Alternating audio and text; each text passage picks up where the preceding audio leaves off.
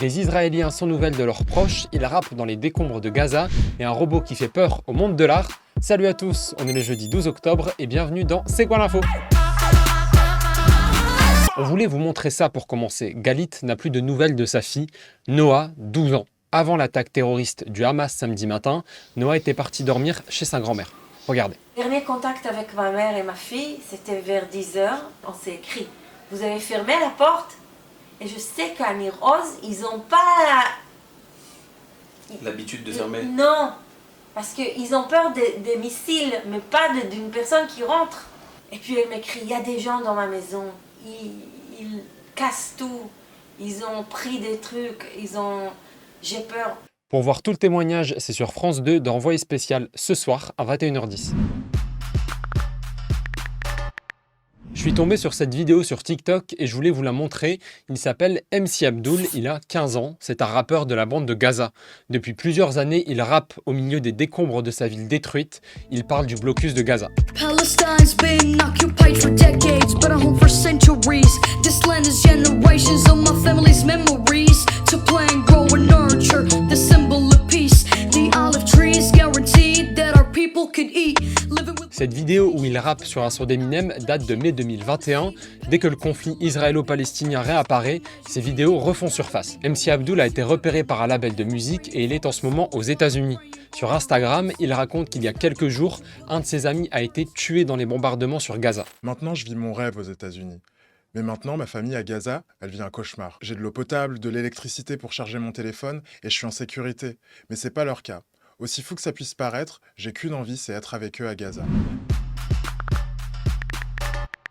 À la différence des humains, je n'ai pas de conscience. Mais ça ne m'empêche pas de faire de l'art. Ok.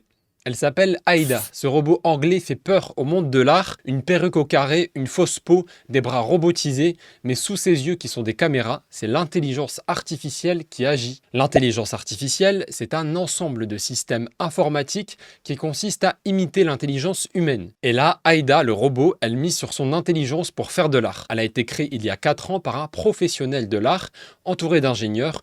Et son intelligence à elle, c'est qu'elle décide seule de ce qu'elle peint. Aujourd'hui, je peins une œuvre abstraite inspirée par la nature. Aïda peut travailler 24 heures sur 24.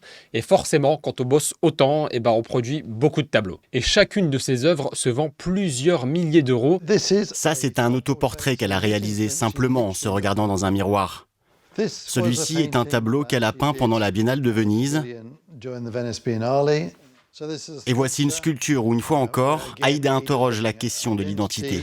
Bon, ça fait un peu beaucoup flipper, on va pas se mentir. Et surtout, ça pose une question. Est-ce que les artistes pourront un jour être remplacés par des intelligences artificielles? Perso, je suis loin d'être convaincu, mais je suis curieux d'avoir votre avis. Dites-nous ce que vous en pensez en commentaire. Pour les salaires, l'égalité homme-femme. Des grèves de profs sont prévues dans les écoles, collèges et lycées. Cette grève aura donc lieu demain, dans les transports notamment. On annonce pas mal de perturbations. Alors, pas pour les TGV, ils devraient circuler presque normalement. Comme pour les métros à Paris, ça devrait aller, a annoncé la RATP. Mais ça sera perturbé pour les Transiliens, les TER et les liaisons intercités. Les médecins aussi devraient suivre le mouvement et du coup être en grève. On annonce des manifestations dans 200 villes partout en France.